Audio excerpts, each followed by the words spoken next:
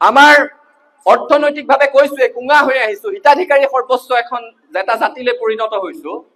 তেনে প্ৰেক্ষাপটত আমাৰ বিয়াবোৰ আপোনালোকে চাওকচোন, জ্যেষ্ঠসকল আছে কাৰণে কৈছো, অসমীয়া বিয়া কেতিয়াৰ পৰা 4 দিনীয়া হ'ল? আগতেতো জোৰোণ আৰু বিয়াহে আছিলে। অৰ্থনৈতিকভাৱেও মানুহ সক্ষম হৈ আছিলে বিয়াখন পাতিব পৰাকৈ। কেতিয়াবা টনাটনি হলে দিন বাৰ নিমিলিলে আৰ্থিক সক্ষমতা চাই একেদিনাই আগবেলা জোৰোণ, ৰাতিলৈ বিয়া হৈছিলে। এতিয়া দেখাক দেখি মেহেন্দি বুলি এটা দিন, সংগীত বুলি এটা দিন, বিয়াৰ নামত 2টা দিন। অৰ্থনৈতিকভাৱে আমি জাতিটোৱে সেইটো বহন কৰিব পাৰিছো নেকি? আৰু ফলত কি হৈছে, আমাৰ আপুৰুগীয়া বিয়া নামসমূহ হেৰাই গৈছে। আগতে কইনাই কান্দি কান্দি বিদায় লৈছিলে, আয়তীয়ে বিয়া নাম জুৰিছিল, নামদাং নদীতে শিলৰে সাকো, দেউতাক মই এৰি থৈ কিদৰে থাকো। এতিয়া কইনাই বিদায় ল'ব আৰম্ভ কৰিছে, বন্নোৰে বন্নো মেৰি চলি চচুৰা লাখিও মে পানী দে গয়া।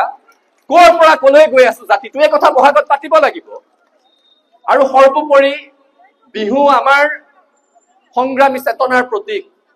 বিহুৱে অসমত কি দেখা নাই? বিহুৱে আহোম সাম্ৰাজ্যৰ উত্থান দেখিছে, মানৰ আক্ৰমণো দেখিছে।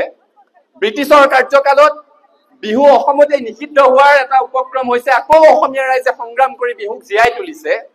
আৰু তেনে প্ৰেক্ষাপটত অসম আন্দোলনৰ সময়তো বিহুৰ সুকীয়া ভূমিকা আছে। সেয়েহে বিহুৰ বতৰতে জাতিটোৰ পৰা আশীৰ্বাদ বিচাৰিছো।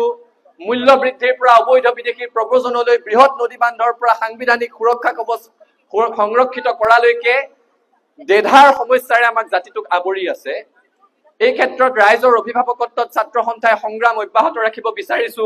আৰু এই ঐতিহাসিক জজ খেলপথাৰৰ বাকৰিৰ পৰা জাতীয় জীৱনৰ সৰ্বতো প্ৰকাৰৰ উত্তৰণৰ যাত্ৰাত সদৌ অসম ছাত্ৰ সন্থাৰ প্ৰতি আপোনালোকৰ অভিভাৱকত্ব আশীৰ্বাদ কামনা কৰি সদৌতিলৈকে পুনৰ সেৱা নিবেদি ৰঙালী বিহুৰ উলগ যাচি মই মোৰ কবলগীয়াখিনি সামৰিছো।